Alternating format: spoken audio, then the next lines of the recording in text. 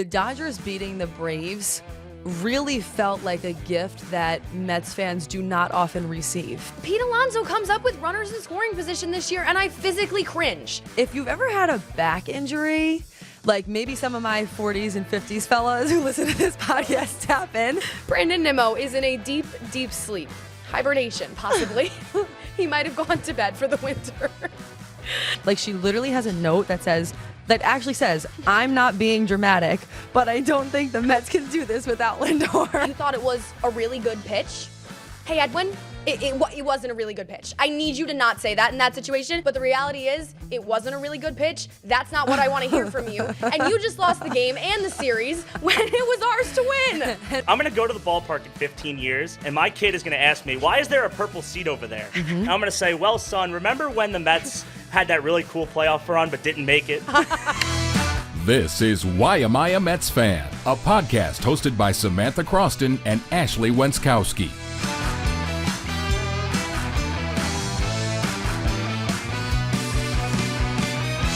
Hello, everybody. Welcome back to the Why Am I a Mets Fan podcast. It is crunch time, baby. We got the intern in the studio, baby. Welcome in. That's Ashley Wenskoski. I'm Samantha Croston. The third chair is empty right now, but we have Dan the Man in here. He'll be joining us later on. You can find our podcast on YouTube. You can also find us anywhere on social media. You can listen wherever you get your podcast. But either way, it's a good time to be listening because we are really getting into the thick of it here. It's now or never. Oh, we are down to the wire. 2 weeks left for the NL wildcard race that the New York Mets are very much a part of. They are currently tied with the Braves at the time of filming this for the third wildcard spot. Important note, it is Monday night. We are recording this before the Mets are just about to play the Nationals, so this show will not include the outcome of tonight's game. But regardless, the Mets tied with the Braves right now, even after losing 2 out of 3 in Philadelphia. 12 games left after tonight's game to make one of those 3 wildcard spots their own. They have 3 against the Nats, 4 versus the Phillies at home, 3 at the Braves, 3 at the Brewers. What a lineup. Honestly, what a lineup. I mean, it was always going to come down to those 3 at the Braves. It was always going to. The Braves have, last week we were talking to you, everybody, the Padres, the Diamondbacks, the Mets, and the Braves were separated by 1 game in the loss column. This week, that took a little bit of a turn. The Padres currently have a 3.5 game lead on the wild card. The Diamondbacks have a 2 game lead. So the Mets and the Braves tied for that 3rd spot, and it surely does look like it's going to come down to Mets and Braves. Yeah, it really is. I think even last night, you wrote it here, but the Dodgers beating the Braves really felt like a gift that Mets fans do not often receive. That was God. Listen, there had been a lot going on this weekend, all right? The 2 losses in the Phillies series, the Lindor possible injury. So that was God. That was spiritual. Offering up a little gift. That was religious. To little Seaver Way on City Fields and saying, here you go. Here's something you guys stay alive. Yes, the Dodgers certainly came back to beat the Braves last night, and that was a gift to Mets fans. Tweet of the week is coming from Jenna Ashland, and I'm sure a lot of our listeners are thinking that we've used her once or twice before because we have, because she's hilarious. No apologies about it. She said, the 2024 New York Mets, and then a little asterisk, pulling petals off a flower. It's so over. We're so back. It's so over. We're so back. I mean, it's every day. I like the visualization there. Everything she tweets, I can see it. Yeah. I can feel it. I mean, with Lindor, of course, we'll get to that. But it's like you don't know how to behave. And ever since last week, that whole idea of the horror story or the fairy tale ending, I mean, it's true, and it's going to be true the rest of the way. It's literally every day, we're so back or it's so over. The other tweet of the week that I thought was hilarious by Knicks Please Win pointed this out. He said, Bleacher Report gave their fatal flaw for each possible contender, and they did the Mets dirty. And he provided a screenshot of what Bleacher Report says is the Mets' fatal flaw in this wild card race. They said, being the Mets. The Mets have won 18 of their past 26 games, making it difficult to point to anything in particular as a disaster waiting to happen. But their fatal flaw is that they're the Mets. Okay, that's dirty, but it's true. It's dirty, but it's true, and disaster struck maybe a little bit in the case of Francisco Lindor. Let's get into it. We got to cut right to the chase here. Lindor is hurt. He said his back has hurt him for a couple of weeks, which maybe speaks to his toughness in a way. Still been playing at that MVP level. He did come out in the first inning of Sunday's game, and we sort of could still see some of the pain that he was feeling. I could tell from like the first, second, and honestly from the second he got that hit and he started running to first base, I was like, he's not ready yet. Yeah, he's not ready. You could tell he shouldn't have been in Sunday's game. I mean, do I applaud him for wanting to play in such an important, rubber game of the series against the Phillies? Absolutely. But the reality of it is he just wasn't ready. The good news, because I know that I have to make the joke. He had a lower back injury from carrying the Mets all year. Yeah, I had to do it. Everyone's been doing it. But what's not funny is that the minute I hear back injury, as a Mets fan, my brain goes to a very dark place, and it's called the David Wright scenario with the back. So all I have to say is I breathed a huge sigh of relief earlier today when his MRIs came back clean. There's nothing structurally wrong. He said, him and Mendoza said that he's expected to miss 2 or 3 days, at most 3 to 5 days. He said he'll try to be back before the season's over. There's 12 games left. Do I think he will try to come back because he's Francisco Lindor and he wants to be a factor in this wild card chase? Absolutely, I do. The fact that nothing is structurally wrong and he doesn't have, for instance, spinal stenosis was just the good news that I needed on my Monday. It is good news, but the other thing is, and it's so funny. I feel like anytime you're positive, I'm like, but here's one negative thing to point out. Yeah. Like we really do switch We go roles, back which and is forth. I think we have a nice yin and yang. But the thing is, like, if you've ever had a back injury, like maybe some of my 40s and 50s fellas who listen to this podcast tap in, like a back injury is you don't always know how that's going to pan out. Yeah. It could be 3 days. It really could be longer, even if there's not something structurally wrong. So I am hopeful, but I'm bracing myself. And I know it's hard to say this because there's so few games left in the season, and I know like they need him now, but there's a part of me that, let's just say they can somehow figure out a way to squeak into the playoffs without him, or with him being used in a limited way, or maybe he is out for a little bit of time. I still would think that is better than him rushing back too soon. Yeah, absolutely. Like you don't want to risk it too much. I get it that it's crunch time. I get it that he wants to be there, but he needs to be performing at that MVP caliber level that he has been all season, or else the whole thing is effed. Yeah, literally the whole thing is effed. I think a few things stick out to me there, right? I think they have this national series the next 3 days, which is kind of the only one that you can take a step back and Thank God. Take your foot off the gas, hypothetically, but can you hate that really? you just You said can't that. take your foot off the I hate gas. that you just said that. Sorry, you can't. But I think the plan will be to rest him for the national series, check in with him afterwards ahead of the 4 games against the Phillies this weekend. It's really tough. Like you said, I don't honestly think the Mets can do this without Lindor. Lindor has been carrying this lineup for months, not only at the plate in terms of the at-bats, but literally just as the spirit, the heart and soul of this team. I mean, hopefully he can come back and be a factor because they need him, and we'll get into it, but the rest of the lineup has just gone ice cold. Yeah, and the thing is, I remember seeing some tweet, I don't remember who it was from or exactly what it said, but the idea behind it was essentially Lindor having some sort of freak injury at the end of the season is just sad. Like when we talk about why am I a Mets fan, like that's actually just heartbreaking. Well, it's just the life of a Mets fan. It is, but it's like beyond like the normal name of this podcast and the sarcasm. Like that is just awful. Yeah. Like that is literally awful. There's no one you root for more than Lindor, especially when he's putting up a literal MVP caliber season. Even Carlos Mendoza said that he was expecting the worst, to be honest with you, on Lindor. So they didn't get the worst news. So that is good. No matter what, that MRI is clean, even if it's still hurting him. Hopefully, like you said, even if he has to take the next 2 weeks off, then he's in it for a potential playoff run. It is what it is. It sucks. It sucks more than any other injury. It's kind of funny, right? Because last week we were sitting in these same spots and I was like, all right, Jeff McNeil, that's an injury they can survive. Francisco Lindor is not an injury that they can survive. And I honest to God believe that if he is out for the next 12, 13 games, I don't know if they do it. Yeah. I don't blame you for saying that. He's been the X factor, and we saw it at the end of the Toronto series, right? That rubber game in Toronto, it looked like the Mets were going to lose that game. They were down 1-0 in the 9th. He hits the home run. They go on to win it. That changes the entire momentum. Then they shell Aaron Nola the next day.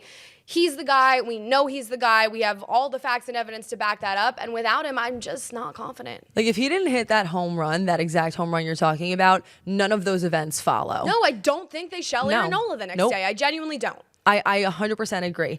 And we are going to talk about the rest of the bats that have gone cold. One thing I do want to point out, though, because again, obviously, as you all know at this point, if you've been listening for a while, we're based in Syracuse. The Mets ended up calling up LuisAngel Acuna. He's 2 for 7 so far in the big leagues. Again, that whole idea of next man up. This is a guy who we have been following for a while and we were excited for. And I think there are a lot of people who, of course, I'm wishing it was under different circumstances, but I'm happy for him and what he's been able to prove in the very short time he's been given to prove himself. Yeah, Acuna gets a little bit of a shot. Obviously, they needed a middle infielder with Lindor going down, but I did see some things that was in the works before the Lindor injury. Of course, they also added Eddie Alvarez, so just trying to bolster that up the middle with the loss of McNeil and for now Lindor. I think he's had a disappointing year in AAA in terms of the fact that he's their number 12 overall prospect, really high expectations, but not a bad year by any means. 40 steals. I mean, he plays a very good defensive shortstop. They've also tried him out at second base, at center field. We've seen him in Syracuse this year. So defensively, he definitely brings a lot to the table. He does have twice as many strikeouts as he has walks this year in AAA. And look, I just think it's a case of there's some development left to go with him. He's only 22 years old. It kind of reminds me of like a Mark Vientos, for instance, who had a little cup of coffee in the big leagues, had a little, I guess you could say, try out, a little sip.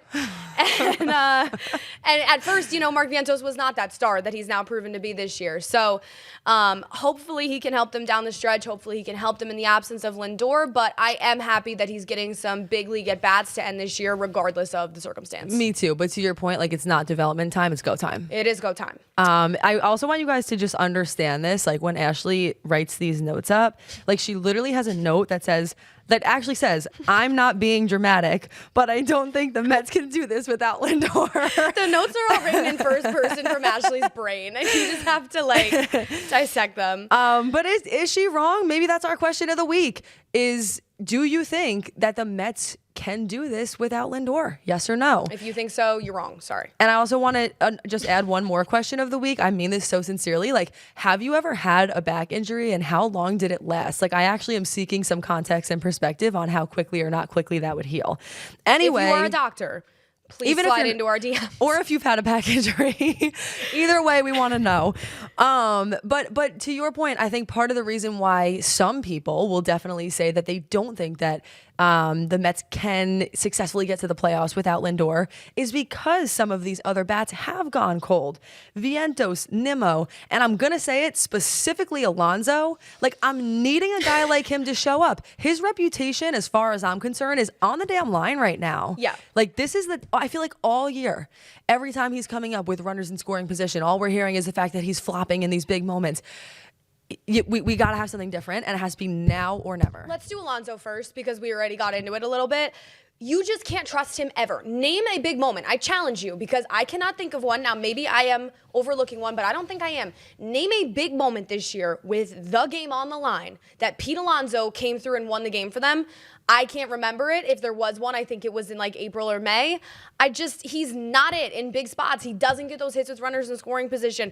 I'm not going to say it's a terrible year. The guy has 32 home runs, 81 RBI. It's not an awfully bad, catastrophic year by any sense of the word, but he just doesn't show up.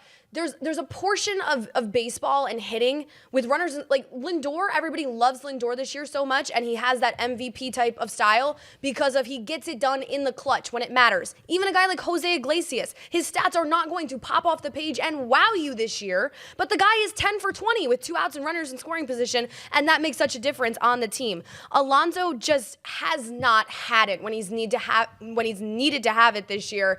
And look, we've talked about it. He's in his walk year. This could be Alonso's final homestand as a Met if they don't re-sign him. I'm not saying that that's what I want, but I certainly only want them to re-sign him if it's for the right price. Mm-hmm. Well, you mentioned Iglesias, that is literally the perfect example. Even Bader, honestly, there are just certain guys who you're excited to have up in those situations. And Alonso so far has not beat the allegations because you mentioned it's not a bad season for him, but he'll blast a homer if no one's on base. No problem. Like a solo home run in the middle of the fourth when there's no reason. He's never beating the allegations with that because that is the biggest problem. Is he is supposed to be like one of your big guys, the guys you can count on. Yeah. And in the moments where it matters, he's not doing that. Him having a difficult time in high pressure situations and him having a bad year are two completely different things. He's not having a bad year, but he needs to step up when the pressure is on. Two things can be true at the same time. All I have to say is if you are going to shell out a big contract this year for your middle of the lineup, power hitting slugger, Pete Alonso comes up with runners in scoring position this year, and I physically cringe. That's not the reaction that I should be having. That's all I have to say. We know the deal he turned down in the offseason for, I believe it was 7 years, $158 million.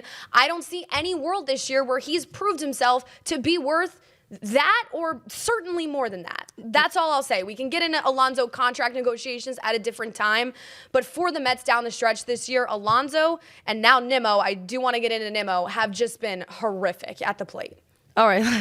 Horrific. The word's horrific. Nimmo, what you just read it. Just read what you wrote. Brandon Nimmo is in a deep, deep sleep. Hibernation, possibly. He might have gone to bed for the winter. Brandon Nimmo's splits. Let me just do a little. Not the paper. Let me do a little paper. Not the paper. Brandon Nimmo's splits. I had to put a picture in here, okay? Through his last 7 games, Brandon Nimmo is hitting 143. Through his last 15 games, he's hitting 185. And through his last 30 games, things get better and he's hitting 200. Brandon Nimmo, I did a little deep dive into Baseball Savant. You all probably know the website if you are well-versed in baseball stats. It's quite a time. I could spend hours on it. James Buckley. James Buckley. Tap in. Is there anyone in baseball? I'm sure there is, but I challenge you to bring up another name that has had such a stark contrast between the first half of the season and the second half of the season at the plate than Brandon Nimmo. Because if you recall, we were saying this guy should be an all-star. We were outraged at the time of the all-star break that Brandon Nimmo was not an all-star. I know. I am going to read you his splits. First half, he's hitting 248, has a 361 OBP, 815 OPS. He has 16 home runs, 63 RBIs, and 18 doubles. He was seeing the ball. He was getting timely hits. He was getting clutch hits, and he had his power going for him. In the second half of this season, Brandon Nimmo is hitting 186. He has a 286 OBP, 565 OPS. He has 3 home runs since the All-Star break, 15 RBI, and just 6 doubles. Brandon Nimmo has not been getting it done. You know who I can't think of a name where it's been that way in the first half, great, and then the second half a flop. But to me, it feels like the switch of McNeil. It's literally the inverse of Jeff McNeil. It's the opposite, yes, you know? Yes. And listen, I'm not, like, I am actually understanding, maybe more understanding than most people of the fact that baseball is a long season. Yeah. You're not going to go out there every single night and have a great night. It's just not going to happen. But the consistency of this, I know badness isn't the word, but that's the word I want to use, is a little bit concerning. And more than any of these individual players, the problem is that it's happening at the same time. Because on top of both of them, you add in the fact that Vientos is 3 for 30 since the walk-off homer against the Reds 10 days ago. Now you got problems. Yeah, and JD Martinez is not what he was in the first half either. I put those splits in here.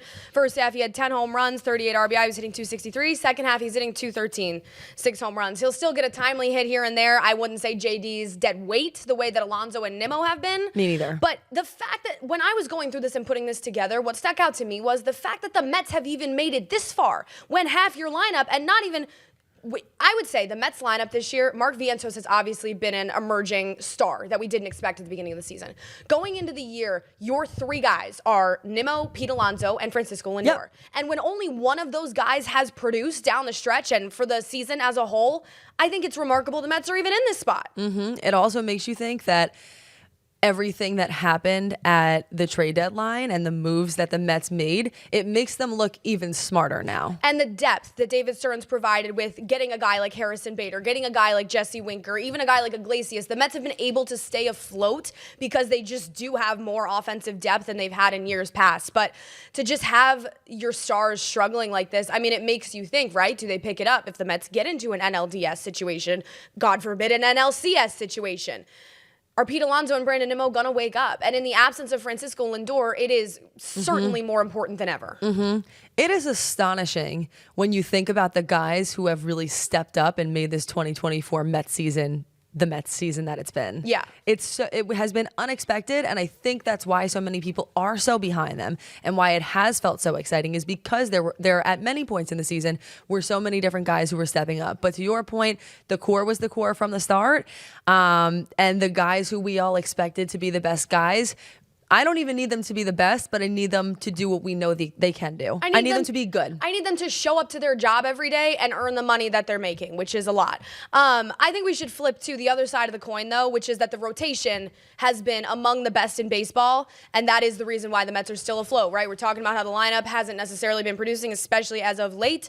Mets starting pitchers have a 3.51 ERA since the All-Star game. That is the best in baseball since the break. They're averaging 5 2/3 innings per game during that span and have thrown more innings than any other team in the NL. So that's an interesting stat, I think, because you know that the bullpen was a concern. The starters have stepped up and really provided some length. We touched on it last week. Manaya's been fantastic. David Peterson's been fantastic. He only furthered that again this week against the Phillies. He had 7 2/3 innings of one-run baseball against the Phillies. Like, okay, I mean, when dude, we talked about you're the legit. breakout pitcher, Yeah. I was thinking about that since last week. I'm like, he rocks. Like, I literally think he is so great. Yep.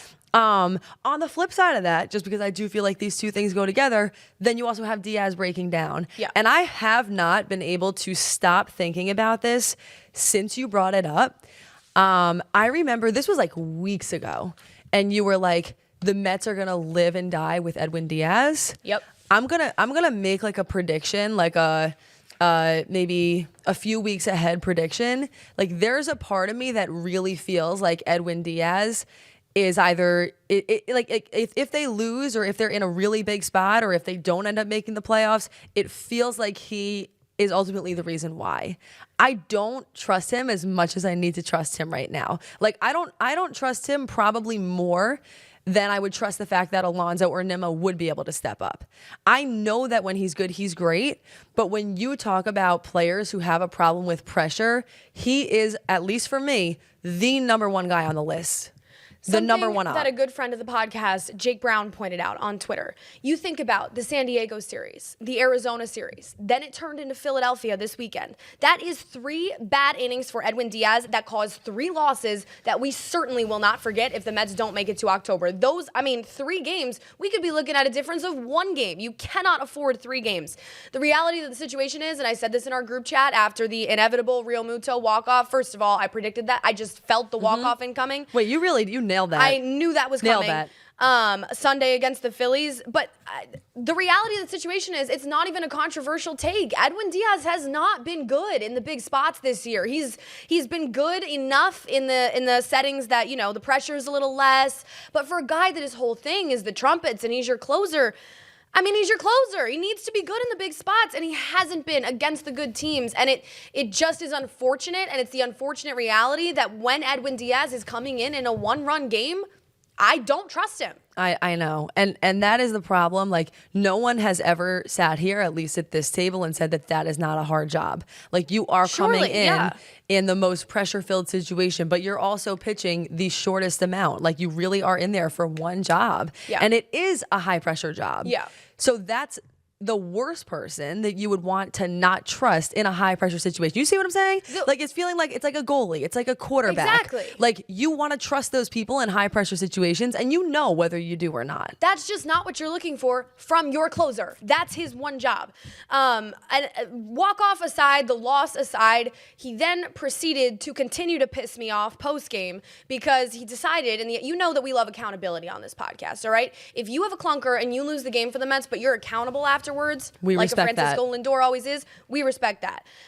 On the contrary, when you throw JT Realmuto an 0-2 up and away fastball, which is where he likes to hit the ball, Keith Hernandez pointed out on the SNY broadcast, Realmuto loves to hit up and away and drive the ball to right field. And that's exactly what he did, and Edwin Diaz served it up for him on a nice little gold platter. It was an 0-2 pitch. When that occurs, and then you tell SNY after the game that you thought it was a really good pitch, hey, Edwin, it wasn't a really good pitch. I need you to not say that in that situation. It's okay to say, like, I thought my pitches were working, whatever, but the reality is it wasn't a really good pitch. That's not what I want to hear from you. And you just lost the game and the series when it was ours to win. And honestly, I actually personally didn't think it was a really bad pitch. No. But you can't be sitting there saying it was a really good pitch when it did in fact cost the game. When it did in fact cost the game. Not your best pitch, Edwin. I'm just gonna say it. Sorry. It's so weird to hear you say Edwin for some reason without Diaz. Like, who's Edwin? Listen, Edwin. Listen up, Edwin. Eddie, I need you to do better. Anyway, all that aside, moving on. We'll quickly hit on other injuries. Paul Blackburn has a spinal fluid leak in his back. It's not a long-term issue, but there is no timeline for his return. Obviously not a great spot to be in. And here's Ashley on Tyler McGill. No, I'm just gonna say it. Look, I know Tyler McGill's been a little bit better as of late, but just when you have Tyler McGill making starts in your most critical 2 weeks of the season, I don't like that. I don't like whoever allowed that. I am not in favor. Thank you and good night. I hope Paul Blackburn recovers. David Stern says it's, quote, not as bad as it sounds, whatever that means. So I didn't love him either, though. I'm yeah, he wasn't great either, but he wasn't great. Like Maton has been really good. Yeah. Like I just out of all of the additions, additions, I wasn't. He hasn't impressed me the most. I'll just say it like that. Yeah, Brazoban ended up being a catastrophic flop. Which is crazy because that's who people, like, when it all came out, it was like, oh, like I like just like to listen to other Mets podcasts and Mets talk radio and whatever. And they were like, Brazoban, like, that's the guy. Like, that's who you should be focused on. Yep, and it was not. That did not work out, unfortunately. Daniel Nunez, he, was a great tandem, I think, with Diaz for a couple weeks in the summer in that 8th inning spot. He's out for the year with a right flexor injury. He's hoping to avoid surgery, which is never what I like to hear. I'm a big advocate of whenever I hear hoping to avoid surgery, in Mets world, that just tells me that you're going to try to hope to avoid the surgery. And then you're going to come to spring training next year, get it later, and actually just sacrifice a year of your carear. So he's hoping to avoid the surgery. That goes hard. Just had to collect that myself line goes after hard. that. He had actually only pitched just once since July 23rd, which I thought was pretty crazy. It's been a while since we've seen Nunez, but he had been great. We know that in that setup role. He had a 2.31 ERA this year. It's a loss. Maton has kind of stepped up. I don't know if Maton is, you'd say, the formal setup man right now, but he's definitely getting appearances in those more important moments late in games. No, I think that loss actually hurt more than people probably realize, and you're sort of seeing the effects of it now. Yes. Like, I feel like that went under the radar, perhaps even on our podcast, and I'm looking at that now and feeling like, wow, miss that guy. Miss that guy. Miss actually anyone in the bullpen that I have trust. Okay, we have one, maybe two more topics, but this one's an important one. And we're going to bring in our intern who is finally back from Long Island. It's Dan the Man. Welcome, Dan. Round of applause. Round of applause, obviously. Hi, Dan. Maybe sit down and just, I don't know, tell us how you've been so our viewers can get to know you a little bit. I've been pretty good. It feels weird to actually be here. I've just stared at you guys on a computer screen for so long. It feels weird to actually be in the seat. Well, welcome aboard. And also, if you can, put your mouth closer to the mic because then people will hear you better. Just want to point that out. People want to hear your thoughts. Yeah, of course they do. And they want to hear your thoughts specifically on this Grimace seat. So you might have seen this today. And also, perfect timing, because anytime that Grimace has been brought up, positive things have happened. So I feel like we maybe needed this. But let me tell you what happened. The Mets installed a commemorative purple seat, just one singular seat in section 302, row 6, seat 12. Why? Does anyone know why it was that seat, or it's just completely random? It's got to be completely random. I think that's so random. weird. Yeah. That's such a random place I know, for it. So random. Out on, I think it's the Coca-Cola porch. I think that is. Look, is it a coincidence that they did this prior to the last 2 weeks where they're searching to make the playoffs? I think not, because I think that they're trying to inject them with a little bit of Grimace magic. But Dan has some other thoughts. I hate this so much. Really? This has got 100% has laughing stock written all over it. No, you know what it has? It has, the account baseball images that precede unfortunate events? 100%. It has that's what it has. Well, this is what I think, right? Remember in 2022 when Timmy Trumpet performed for Edwin Diaz? Yes. And now people put Amazing Grace over it whenever the Mets lose in a big game? That's what's going to happen with this. I'm going to go to the ballpark in 15 years, and my kid is going to ask me, why is there a purple seat over there? And I'm going to say, well, son, remember when the Mets had that really cool playoff run but didn't make it? That's what this reminds me of. I hate the timing on this so much. You are right in the sense that if they, for instance, which is a very real world, miss out on the playoffs by one game and there's a purple seat in the outfield and we have to talk about why it's there. Ooh. This was really one of the, what this honestly reminds me of? What? It's like when you're I want to say this, but I shouldn't. I want to say like when you're like a little bit intoxicated, but even if you're not, just bear with me for a second. It honestly reminds me of when you like decide in the moment that you're going to get a tattoo and you're like, it's going to be great. So you get it. But then like a week passes and you're looking at it and you're kind of like, what the F is that? And then it's permanent. And then you can never take it away. Like, what are they going to do? Remove it now? Well, that's what I'm saying. Here's a real question for you. If the Mets don't make the playoffs, for instance, or even just next year to start the year, no matter what happens, is there going to be a purple seat out there? I think Out they're going to comes the spray repaint it blue. Here comes the paint. They're the Mets. They'll leave it there. They'll Yeah, leave probably, it. They'll leave. But honestly, again, back to accountability, I'd at least respect that. Once you made the decision, let's at least keep it. Okay, if you made the playoffs, then maybe sure, that's fun. Yeah, that's But not funny. when you're 10 games left and you're tied for a wild card spot and you don't know what's going to happen. I certainly see that point. The timing was odd. Like, I'll give you that. It didn't necessarily make sense why they did it now, but I'll say this. If it ends up being the thing that pushes them into the playoffs, then everybody's going to be saying something different, so you really don't know. Which is what they were going for, but do the Mets ever really get what they were going for? No. I'm sure Grimace has a busy schedule and can only get there tonight. Right, but right, it's right, just right. like, what Yeah, the heck are we right. doing? I mean, I'm sure Grimace What is are we famous doing? now, but Yeah. I mean, yeah, listen, I don't know. End of the day, I guess maybe we can all kind of just end on this note and then we'll pop into Syracuse Mets for a minute. I know that the Mets never get what they want. That's the reason why we named this podcast what it was. But doesn't this year feel different? I've had one thought in my head the last week, just one, and it's about the Mets. I don't think that the Mets. You need to think about some other things. I can't, and I won't until the playoff spot is locked up. She's about to start crying. I don't think Ashley.